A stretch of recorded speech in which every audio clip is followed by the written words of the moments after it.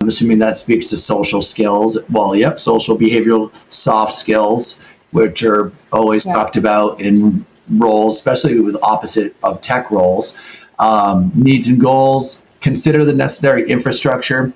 So this speaks to a lot of American companies potentially, partnering with Latam, but also recognizing how are they going to find the help to do this in terms of technology skills. So I found that to be interesting. This was the article that I started with, which was from Latam Recruit, which in a theory, I just found this to be interesting to start with at all. Just an art, from Latam Recruit, focused on exploring the hottest tech professions in 2023. So I thought this would be something that we could continue to revisit in the podcast, but I wanted to speak to just software developers and engineers as they came up first on the list here. But you can see it's also mentioned as data science and scientists and analysts, cybersecurity, cloud computing specialist, artificial intelligence and machine learning, UX, UI designers, blockchain developers. And, I cited this demand for tech skill professionals is higher than ever with software developers.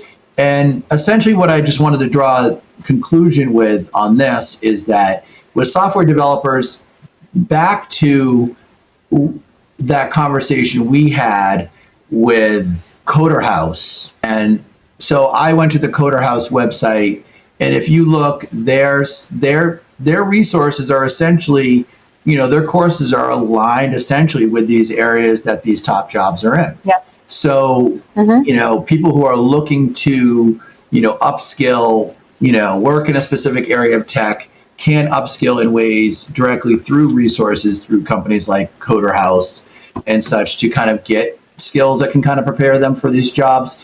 And one thing I found interesting was, I could probably read it if I get to the, I want my English version, but they had an opportunity here for, I'm not getting my English version. I want to be able to read about the opportunity. Do you see the offer where they're this right here? Coder Becca. I'm not sure how to, can you just read this a little bit or just describe? It says our mission is to democratize education. Yeah. Like democratize. I always have trouble with that word. Democratize quality education. That's why we offer a 70% grant or scholarship, so you can train and grow professionally. So they also, why do you think there's so much, why are they looking at Latin America to get this talent? Price. Because of the price, right? Yep. Because it's more convenient. Economics. Right. So, and it's a market. Market size. Business intelligence has just grown so quickly. It's a global world. We no longer live in a world that one country can survive solely on its own. Countries need to have allies. They need to have economic allies. They need to have, basically products are global. So many more global products, and you need global talent. You need, there are different economies at scale. So I think there's multiple reasons. The first reason is there are opportunities for people from Latin America to increase their pay through working globally. Yep. And then there's also the benefits to countries like the United States to increase their market size by expanding globally. So it works both ways beneficially. And eventually these models are going to actually level the playing field in some ways because they'll have to.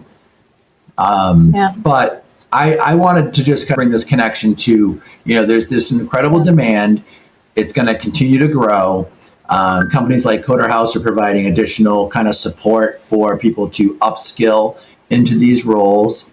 It's definitely a topic I kind of want to continue to discuss here on the podcast, and just how, a lot of these skills and the vocabulary, the language, the courses, the different opportunities, I think are going to be tremendously kind of beneficial to kind of keep talking about, going forward. But I appreciate your time.